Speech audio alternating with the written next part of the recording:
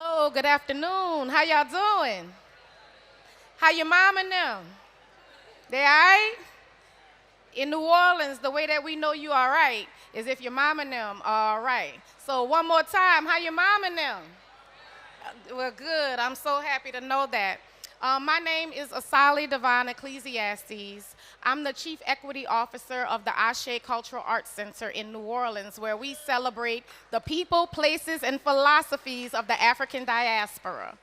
And we are so delighted and honored to be here today at the invitation of Dr. Beverly Wright at the inaugural Climate Justice Pavilion at COP27. Can we give it up for the inaugural Climate Justice Pavilion? Why did it take so long?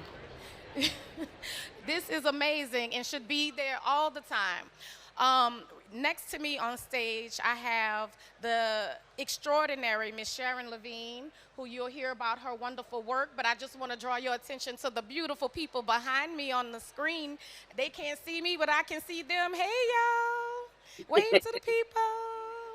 We have Dakota Hillis from the Atapa the Ishak Chawasha tribe, and he's going to correct me in my mispronunciation when it gets to be his turn. We have Ashley Shelton of the Power Coalition, who does extraordinary work mobilizing and organizing around legislation and voters in New Orleans.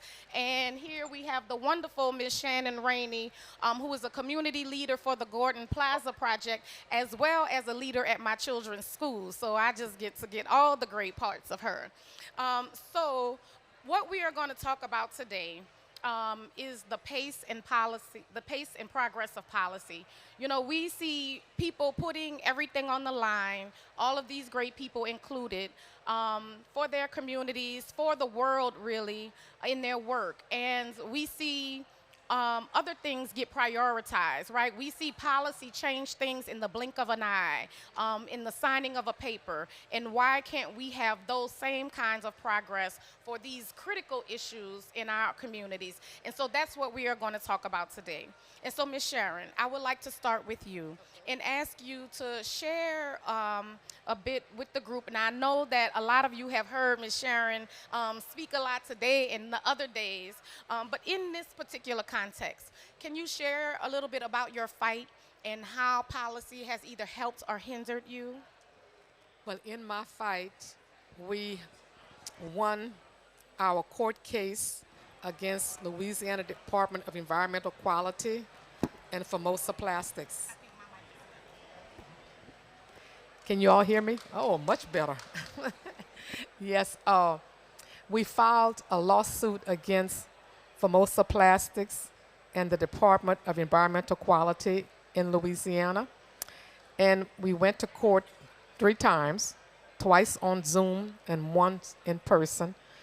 And it took the judge 4 months to come to a decision that we won against these entities because they violated all issues in the fight, in the complaint. And now the governor and Louisiana Department of Environmental Quality are appealing the judge's decision. So that's where we stand right now. And we also won another fight with another industry that tried to come into St. James, South Louisiana Methanol. They wanted to piggyback off this old application that they had. And the Army Corps of Engineers told them to go back to the drawing board and do another application. And they pulled out. So we are in the process of watching every industry or everything that tried to come into St. James to stop it. If we hadn't formed Rise St. James, Formosa would have been already started.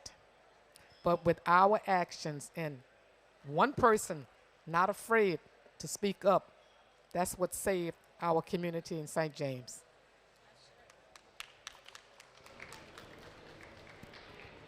Thank you for talking to us about your work, but more importantly, for the work itself, right? And for being the one person who's unafraid. And it should not have to rely on one person, right? That's too much of a burden for anyone to have to bear. Um, Dakota, can you talk to us a little bit about, what your community has been facing really for decades now, around land loss and subsidence and, just the failure of so many promises of legislators and government throughout the years. Talk to us a bit about that. So they're making policies and they're letting levies and Is there a way to turn yourselves up? We can't really hear you. can you hear me now? You can hear me now? Yes. Yes? Can you hear me? Yes. But Okay, there's a bit of so feedback. we're seeing these policies and all these companies, the levies and all the oil companies looking up canals to all indigenous land. Pause for It's one letting second, sea. Dakota. I think they're fixing something.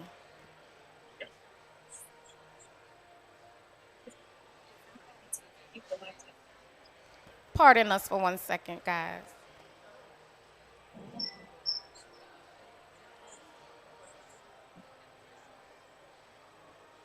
So you hear me now good? Still feedback. Echo.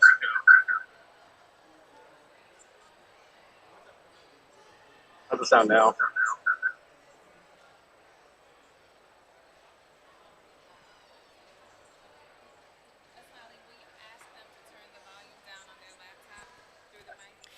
Please turn the volume down on your laptop, folks in the green zone, so that we could get rid of the feedback.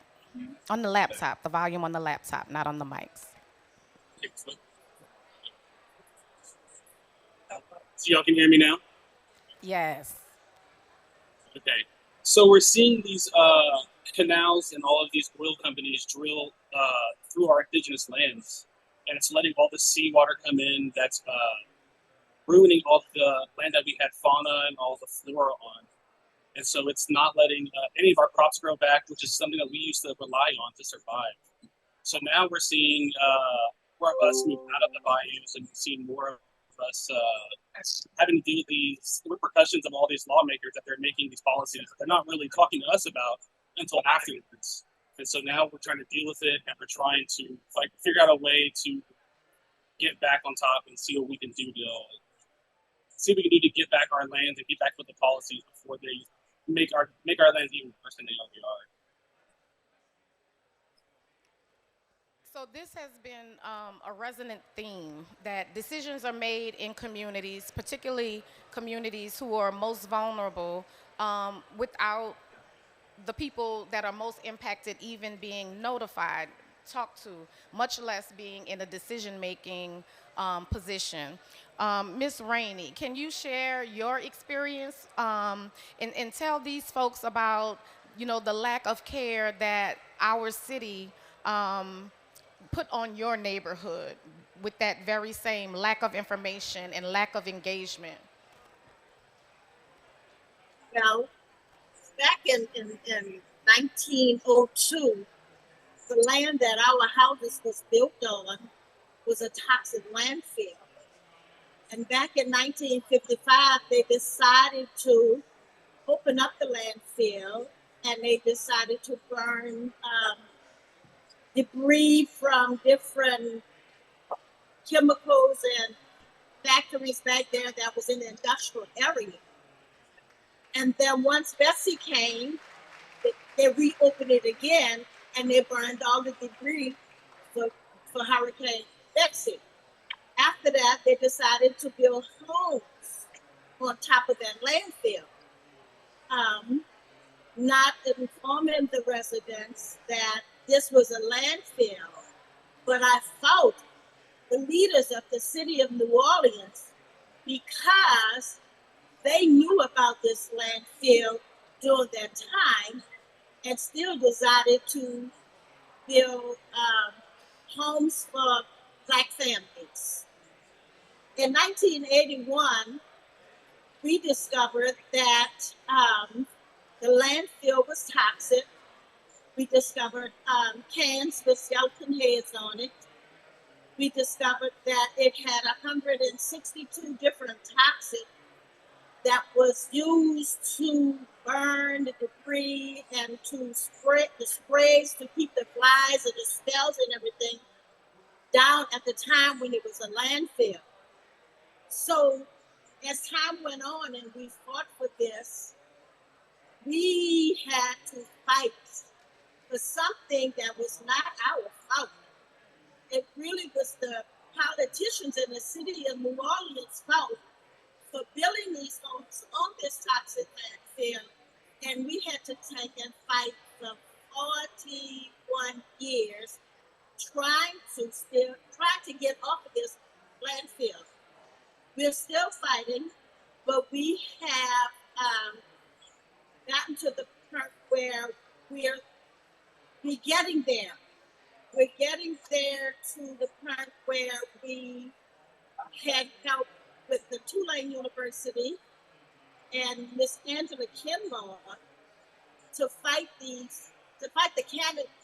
I'm sorry, to fight the elected officials in the city of New Orleans just to get us off of a toxic landfill that we didn't actually live on top of.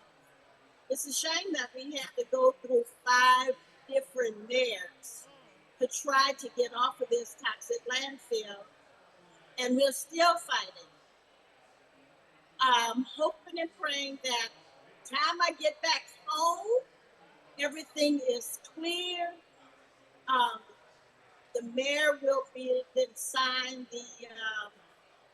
the release papers for us to go to the bank, get our money, and move into clean homes that we're deserving to live in. That's right. As Deserve.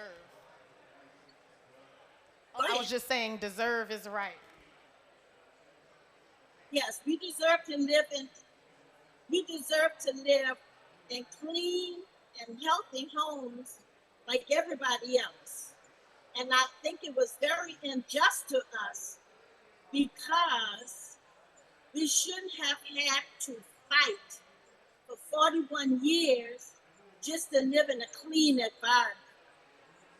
So as time goes on, again, like I said, I hope that our mayor, city council people has come together and say, yes, the time is now. Thank you so much, Ms. Shannon. So, to your point, I mean, we know that residents and citizens get held accountable for things all the time, all day long. Why is it, Ashley? I'm going to bring this question to you. Why is it so hard to hold our elected leaders accountable for these things that directly impact not just the quality of life in our communities, but the actual length of life? In New Orleans, we have a 25-year difference in life expectancy between black and white New Orleanians, purely based on the zip codes that they are in, all environmental factors, right?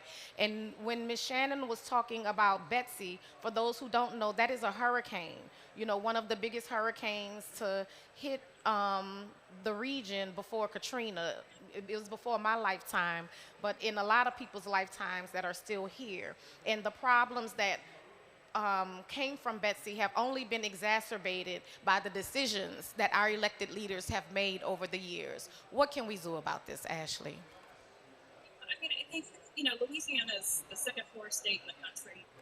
We know that oil and gas and industry have a chokehold on our legislature. And so if you think about campaigns and how campaigns are funded in our state, Ashley, we need you to be a little louder. Okay, yeah. So in Louisiana, we're the second poorest state in the country. When you think about money that is used to fund campaigns, that money comes from industry, oil and gas, and other industries in our state, and they have a chokehold on our elected officials at every level of government. And because they've been able to have that chokehold, for so long, and I always call Louisiana the last great colony. It's like, come one, come all, pollute, leave your trash, and also we're going to pay you. We're going to give you a tax credit to do all of these terrible things to our communities. And what I think, we've been trying to do, and as evidenced by, the folks with me on this panel, and certainly Ms. Levine, is that we've got to take that organizing power and build real power to hold these electeds accountable and do it in a way where we can expedite it so that, we're not fighting for 40 years, we're not fighting for 20 years, we're not fighting for 10 years, but that we have actual elected officials that are going to do the work of the people and actually center directly impacted people. And what's powerful about the moment that we're in Louisiana is that, we are at a place where Louisiana has the second largest Black population in the country proportionally. And because of that, when we think about the next 2 years, we have a huge opportunity to be able to elect candidates that are going to agree to a platform that is about centering people in this climate justice conversation, that are going to commit themselves to the idea of climate justice. Because again, in communities just like Ms. Sharon's, at the end of the day, St. James right now is in a redistricting fight at the local level. And we have a almost majority Black community, and they're trying to set it up at the local level so that they don't have the votes that they need to keep this industry out of their communities. And so being able to identify these opportunities and these windows for when and how communities can fight and build power and hold on to the power that is theirs because they live there, that's where I see the most opportunity. That's what I'm most excited about. Next year we have statewide elections, all statewide elected seats, as well as a House and Senate. And in this moment in 2023, we're really focusing on how do we build out a climate equity agenda that none of these candidates can run from and that they have to be accountable to. And it's also not even just at the state house. It's also right now we're in a runoff around the Public Service Commission and a seat that serves the majority African American district. And how do we actually get representation that's going to do the work of the people and not continue to vote and take resources from the very people that they are supposed to be? How can you be objective about regulating someone that you're taking hundreds of thousands of dollars from for your campaign? And so again, our work coming in this legislative session in 2023 is to narrow and to create some more equity in the ways in which funds are raised for the Public Service Commission, but then also to bring several pieces of legislation that begin the process and lay the foundation for how they're going to vote on these issues, whether or not we're going to vote for them in the fall, and then to have marginalized communities show up en masse, Black, API, Indigenous, because what we know is that all of these things are located in our communities, and whether it's a neighborhood or a parish or Indigenous communities, what we see over and over again is that it's happening in our communities, it's happening in fence line communities, it's happening to us. And what's interesting is that now as we move forward into next steps around climate, we're also starting to see that they've run out of marginalized communities to put this industry. And so now we're starting to see mostly poor white communities having to fight the same fight that we've been fighting all our lives. And it's interesting, it'll be interesting to see how and in what ways we can come together to really change the climate and environmental justice conversations in the state of Louisiana, and really prioritize folks, and really also be able to raise the kind of resources that will allow us to have community candidates actually running for these seats and running in these elections, so that we're not forced to just deal with what we're I always say the devil and his brother, but I don't want either one of them, actually. I want community-based leaders that are accountable to community, and I want us to also walk in our agency as voters, to be able to understand that change is incremental, and it's unfortunate that it doesn't happen as fast as we want to, but it can happen faster if we are consistently acting at local, state, and federal level races, and making sure that our vote and our voice is heard, and that we are holding them accountable, and that they know we're going to show up, and that the math is with such a large, at this point, communities of color in Louisiana make up 42% of the state's population, and then you add in, 15% allied, white allied voters, and we have the power to elect the governor, all statewide office, but we certainly also have the power to be able to negotiate in those communities where our voices have been neutered and gerrymandered out of the conversation. And so for us, this is about mapping power, understanding power, and really inserting ourselves and ensuring that this isn't just a conversation about advocates having to fight all their lives to get access to equity, but that at the end of the day, it's going to be the norm, and we are going to fight and lay out that agenda, and then also to hold these elected officials accountable. And if you want to get elected in Louisiana, it is our hope that in the next 2 to 3 years, you can't get elected unless you have a climate equity agenda and you are committed to a climate equity agenda. I shade to that. So what that makes me think of though, like as you talked about the gerrymandering, Ms. Sharon and I were talking a little bit earlier about the ITEP board, right? And so even when you vote for folks and you think that you have a way to hold them accountable, there are mechanisms with these boards and commissions who actually have more power to make decisions in our communities than we do, right? We have a board in Louisiana that's appointed by elected officials that gets to come to Ms. Sharon's neighborhood and to my neighborhood and to say what industries should go there, right? How do we protect ourselves against that? Ms. Sharon, if you could think of, you know, two policies that you know today would change the quality of life for the residents of your community, you know, what would they be? Well, I think that we should have a policy where the people that lives in that community would be the ones to make the decisions of what goes on in that community. And the elected officials that we have, if they are not doing their jobs, we should vote them out. We should give them a time frame from the time that they get in. Even though we find out that they're not with us, we should have some type of law where we can just get them out like that. Because we are the ones who voted them in and they are not protecting us. So we should have a law where we can just vote them out immediately when we see that they're not protecting us. And also, when they have the meetings to make these laws, the people that's in the communities that's being impacted by all of these industries, they should be at the table. At least one or two persons from each community should be at the table to sit down to make the laws that's going to govern us. Thank you, Ms. Sharon. Amen to that. I don't know if we lost the folks here? Can they still hear us? Well, while we wait for them, I want to tell you a little bit about oh, no, they're back. Hey, y'all. Okay. So, Dakota, tell me about a policy or two that could make some immediate changes and impact in your community for the people that you love, work around, play around, pray around. Any kind of policy that's just going to include us in the decision. Any kind of policy that's going to, for one, not dig through our lands and bring more seawater in, because now we're seeing that there is really no place for us to fish or crab fish or hunt, really to grab anything that we used to do. So the only policies we really want to do are the policies that we want are just ones that we're going to be included in. Because now we're seeing policies that they're making and they're not really consulting on us until afterwards, because they just want to check a box that says, oh, we talked to the indigenous populations of these lands. So any policies that they're going to make, we just want a say in there at the beginning, during the process, and then afterwards, so that they know how we feel and they are not intruding on us. Ashe.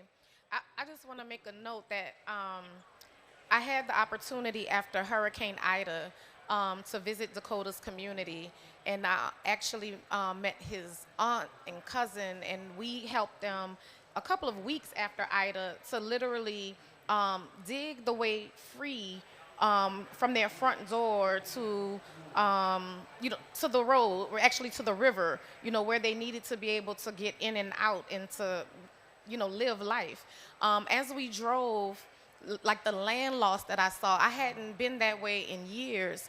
I mean, and the land loss is so stark and, just so pressing. It's hard to imagine how, anyone, much less the people who are responsible for those areas, can ignore it. But yet we know that they do. So I just want to, remark, um, you know, how much work there is to do in that regard and what you're saying, and just how touched I was by the elders, because it's elders who are holding that community together, right, and are still fighting the good fight. So thank you for your participation here, and thank you for carrying forth that baton and that flame for your community. Is deeply appreciated. Ms. Shannon, what kind of policies would you like to see? Um, I would love to see where candidates are running for a certain office. If you're running for this office, you should know about, like for instance, with if you running to be the council person for my community, and if you should know everything that's going on with that community when you decide that you want to run for office. And I feel as though that candidates need to stop false promising and telling communities that what I'm going to do, and that when you get in office, it's a whole different case. It's different. Sitting on that task force committee, I've learned a lot.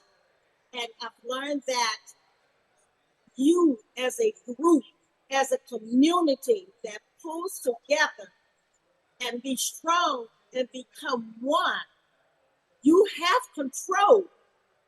You can get the city council to do whatever you need them to do, but you have to be constantly doing, be constantly forcing them to give you what you want. And they can do it. They can definitely do it. And I've learned that when you have these meetings, don't have them in private rooms. Have them in a city council so all of this can be recorded, because you can always go back and say, no, this is what you said. So you have to stay truthful to us, because we have it in writing already, on video. So going forward, if candidates can just be so truthful about what they want to do, how serious this job is going to be, and it's not about them, it's about the people, that I'm okay. I'm okay. Yes, ma'am. Thank you. And you help the rest of us to be okay too. So you have our gratitude for that. Now, Ashley, I'm going to put you on the spot a little bit because I just mentioned something to you at dinner the other night, an idea that I had, right? And I think that in a city like New Orleans, with, depending on the year, we're 60 to 80% black tax base, right? Where we only get 2% of the business receipts. You heard that? We only get 2% of the business receipts. We have this 25 to 30-year difference in life expectancy. Um, in our philanthropy, we only get 2% of funding black-led organizations, right? I Could there not be a policy that makes any project, program, development that harms black people illegal? Could there not be a process of climate analysis and economic analysis and health analysis that says if it does not meet these thresholds, then it may not be done? If it kills black folks, if it adds to our disparities in any way, it may not be done. Can we do that? I mean, I think we can do it. I mean, I think we have to do it. And I think that there are multiple ways to get there. And so one is, like certainly thinking about what are the processes that already exist, right? When you think about permitting and planning and zoning, Eminent domain is the way that they're able, that oil and gas is able to run their lines through indigenous communities and destroy the land, right? Like it's policies like we have hundreds of permits that are waiting to be approved for natural gas plants. And and Miss Sharon Levine, she had a brilliant idea. She's like, I want a 2-year, 5-year moratorium. We got enough natural gas plants, and why aren't we having conversations about policies that actually allow us to invest in renewable energy? Because again, what we know today is that had we invested in any renewable energy sources, that we would have 10 years ago, that our energy bills wouldn't be so high because we did the work of actually building out multiple options instead of just depending so heavily on natural gas that at the moment, it so happens to be very expensive, right? And then you think about as well the idea that even as we move policies around solar and wind, that we're coming up against industry, fighting us tooth and nail to do those things. And so there's both that big piece, but then I think that you're absolutely right. And even last night, the other night, I got super excited because we do have to start at communities where we have a lever, right? And the lever is exactly what you said, that we have a majority African American tax base in a city where we can definitely pull, and really set forth, some criteria for whether or not you can do something had you not done, an analysis and an evaluation of like, what is the impact? Yeah, like what's the impact and who gets hurt and who is not being served by said project. And so I do think that there's an opportunity to think about what's an equity policy, or protocol for how policies move through a process. And then I think that there's also, when you think about the federal and the state level in Louisiana, even though the EPA and all of these federal organizations exist and they regulate in Louisiana, there is no enforcement of that regulation at any level of government in Louisiana.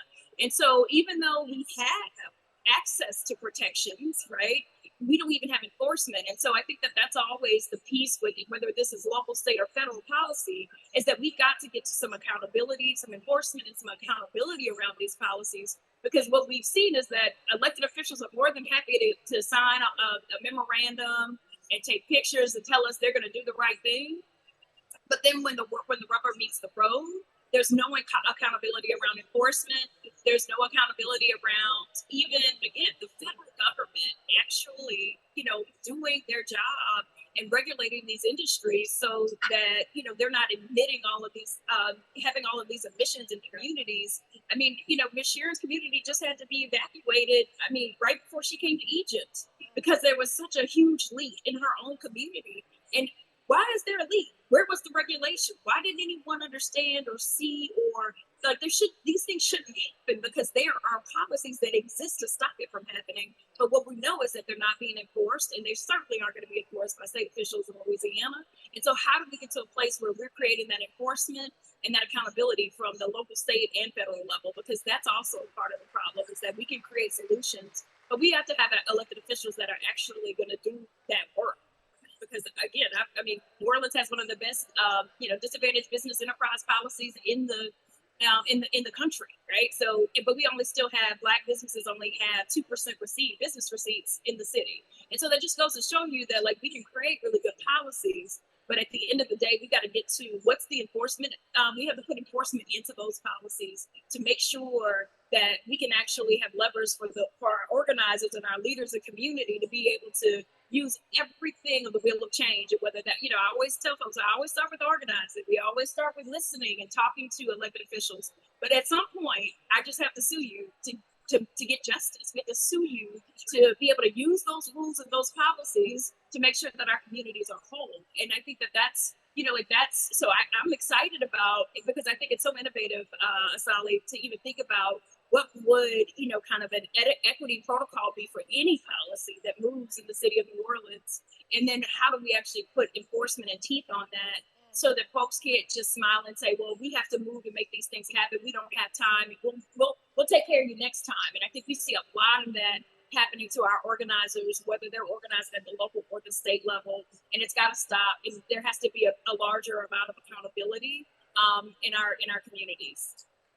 Yes, Ashe, thank you Are for you? that. And I love the idea of the teeth, right? How do we make these policies that people put it all on the line for, and then no one enforces it? How do we make them stick? How do we make it hurt, right? Um, can I do a time check? Because I'm a long talker and I don't want to be disrespectful of y'all's time. 15 minutes? Okay, great. So then that means I have time to talk a little more.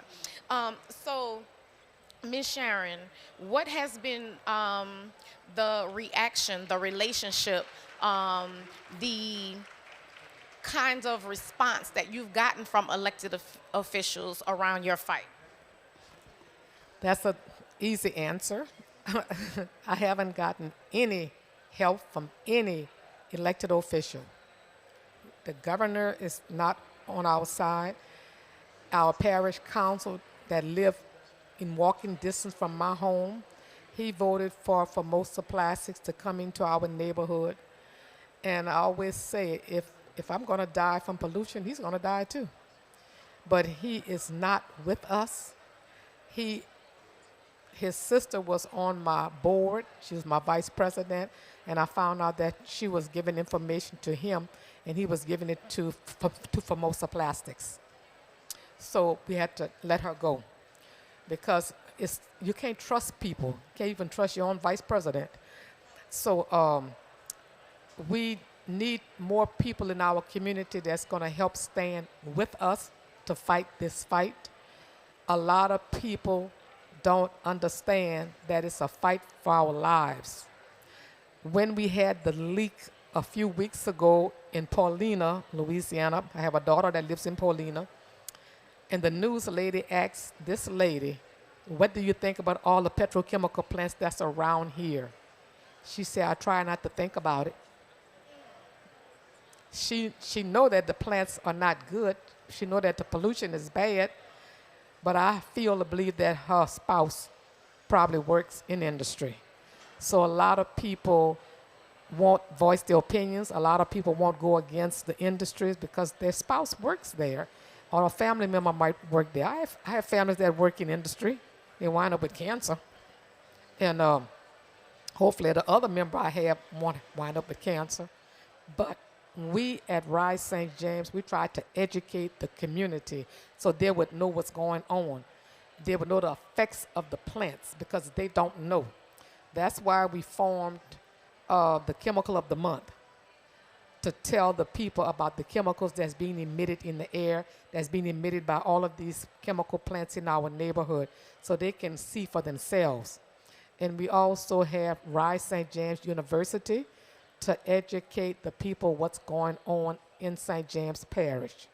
So I really don't have any officials to really say that's really helping me. Some of them, when I call on the phone to ask to speak with them, they won't even answer their phones. So now we're reaching out to the ministers. So we feel like if you're a man of God, you want life. The same way you tell women don't have an abortion, well, you want the chemical plants to not poison us. So you're killing the babies and then you're killing the older ones also. So we are talking to our ministers right now to try to get them on board. As I speak, I have a meeting on the 12th of December with the Bishop of Baton Rouge and the Bishop of New Orleans, and we're trying to get the Bishop of Homer to join with us and meet with us to discuss how we can help get the word out to our ministers, to our other ministers and to their congregation. And I think that that's the way we need to go. Because once we get the ministers on board, we have a better chance of saving the lives of the people from all this pollution. That's a really great strategy. Thank you for sharing that. Dakota, how about you? What kinds of alliances have you been able to make in your community with elected officials to bring light to your situation? Repeat the question. I'm sorry, I can't hear you. Yeah, what kind of alliances have you been able to build, if any, with elected officials to help with policy and help to bring light to the issues that your community are facing? So we don't have a lot of help in the elected officials department. Most of our help that we were getting is our communities combined with other indigenous communities here in Louisiana and Alaska, and we're trying to do what we can to talk together to get our ideas across to anybody who will listen, really, in the local government, the parish, and in the state government as well. Really, we're just trying to get included in the talks with those people, so we can make friends, make allies who are going to make decisions that are going to benefit us in the long run. Thank you for that. How about you, Miss Shannon? Um, help. We have to demand what we want. And now, since we to the point where we have a task force committee and we go to the city council, we can demand what we want because we can't take their word anymore because trust is not there. We have no trust for our city council or our mayor. So when we decide to go to the city council, we demand what we want. And we show up so often. We sit when it's not even our time to sit so that we can speak on any meeting that they have so that we can constantly tell them it's time for the residents of Garden Plaza to get a fully funded relocation. And that way we get action. And it's not because they want to give it to us, it's because we demand it. Ashe, thank you. So, yes. So, Ashley, when you cannot rely on the word of your elected officials, when you cannot trust that they will do what they say they will, as has been the experience of everyone on this panel, what are your options? What are the strategies that we employ? We have to build power. And I can't say it enough. I mean, I think that what we've learned in this kind of new COVID reality is that elected officials are determining every quality of life issue that concerns you. That whether you're safe in your job, whether your children are safe in schools, whether you have access to health care, whether industry can destroy your land. I mean, do you know we even had to fight legislation because they were trying to criminalize my First Amendment right to free speech and to protest, these folks, and we had to fight at the legislature to say, well, if you can keep your guns, then I can keep my right to free speech and my right to protest. And so I do think that we have to keep fighting, and I think that it is about making sure that we're showing up, and so at many levels. And so in this redistricting fight in St. James, we're going to make sure that the math works. We are, working with a, nationally recognized demographer so that we can make the case and fight. And again, if they don't do the right thing, we're going to sue them. And we've got a case at the Supreme Court right now about adding a second congressional majority-minority district because that is what is fair and equitable for for Black people in the state of Louisiana. And so for me, it's about how are we consistently building power? How are we choosing our elected officials instead of folks just winning popularity contests? How are we helping them to understand that you aren't going to get elected if you aren't doing the work for the people? And I think that, again, we're throwing down in the PSC race, Public Service Commission here in Louisiana. We're going to throw down in the local elections in St. James, river parishes. We're going to throw down things. We're going to throw down, it's about how do we build infrastructure that whether it's a local election or a state election, then you're not going to get elected unless you're willing to do the work of the people. And even when you don't do even if you get elected based on some promises you made to us, if you don't do what you need to do, that we actually have the resources and the support and the infrastructure to recall, to create lots of public spaces, to actually, in the Deep South, it's hard to get calm, to get the message out of our state. And so we are actually working with trying to build out a communications hub that has a national connect so that when things happen, like the toxic leak that just happened a few weeks ago, or, we see the further destruction of indigenous communities, or we see promises, actual signed contracts, memorandums of understanding to a community to restore them and make them whole that aren't being acted on, that we can actually take action.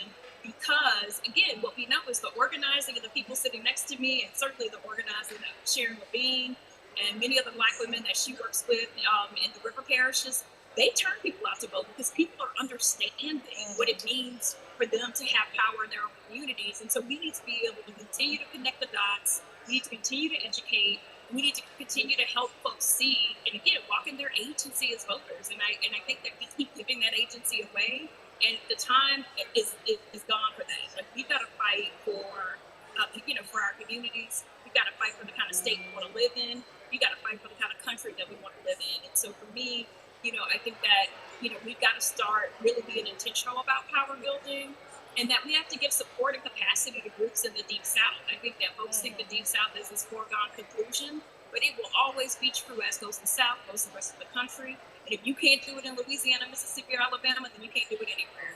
And because they seed every bad policy in this country right here in the Deep South, and then they take it, and everybody laughs at us and talks about our P-rolls and alligators or whatever they want to say. But then it takes 1 year.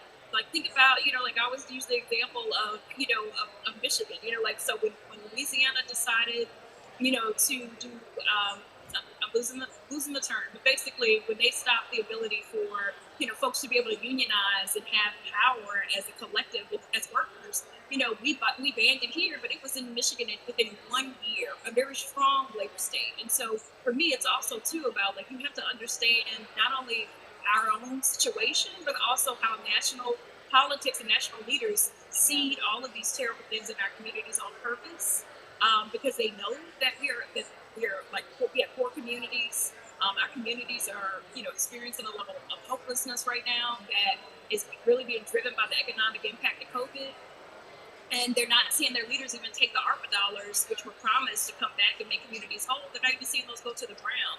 And so we have to just continue to organize, we have to continue to advocate and build power so that we can get to an elected body at every level of government that's going to do the work for the people, and if not, that they will be recalled or moved out of office. And so I'm excited to say that we're trying to support that. We're trying to work with leaders across the state.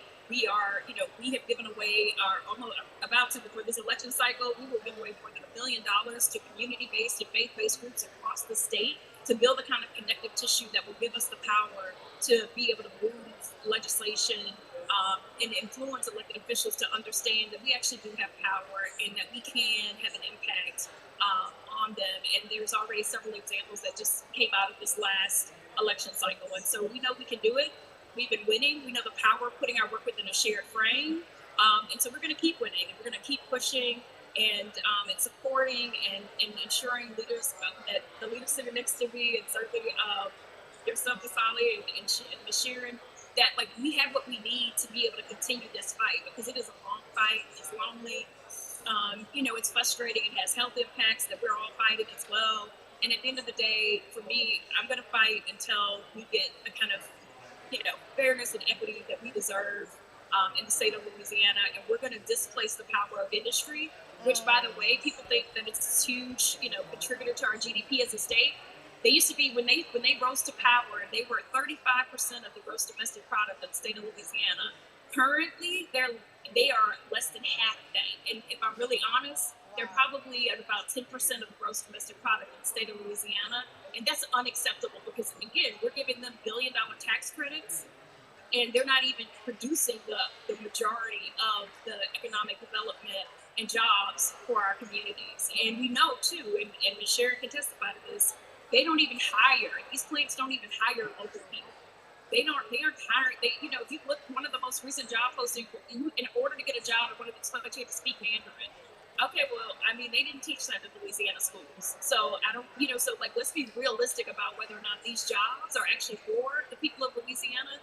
And let's stop using our resources to push money out to people that don't care about us, that aren't investing in us, and that are destroying our state. And so, and so for me, I keep saying it's about building power, and we can do it, and we've been doing it, and we just have to keep building in the places that we are and continue to support each other and connect dots and build relationships.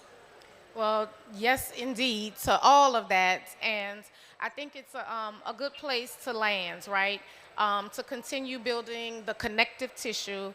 that we need. And I think that this climate justice pavilion that we have had the honor of participating in today is a great example of how we can take our local fights, our local issues, and build power not just locally, but globally, because we share so many of the same issues and we have so many solutions in common.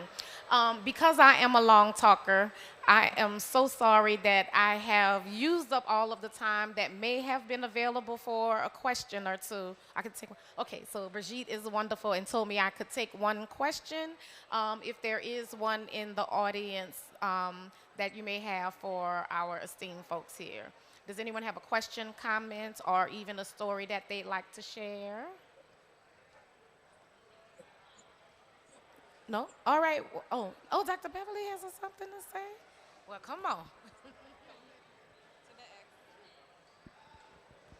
Yeah, so hello everyone, my fellow Louisianians and my New Orleanians, I guess I'll call that, say that word.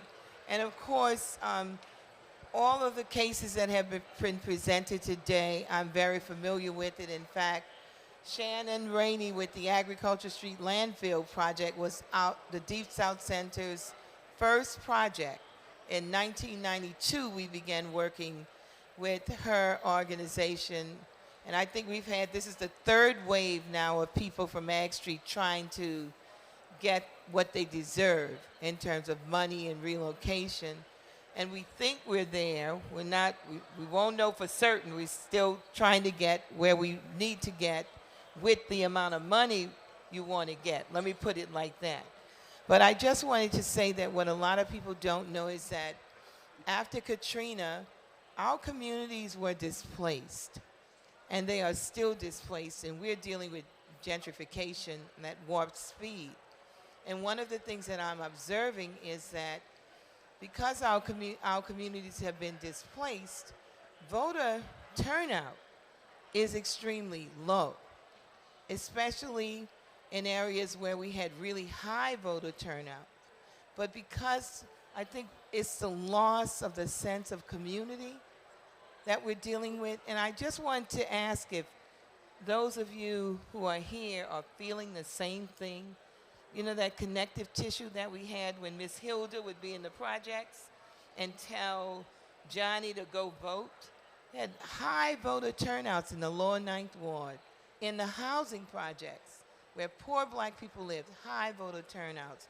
Now we have very low voter turnout. And my social psych background as a sociologist is saying it's the loss of community. The social cohesion is gone. And that's what I wanted to know, if I'm the only one feeling this or if you all are feeling the same.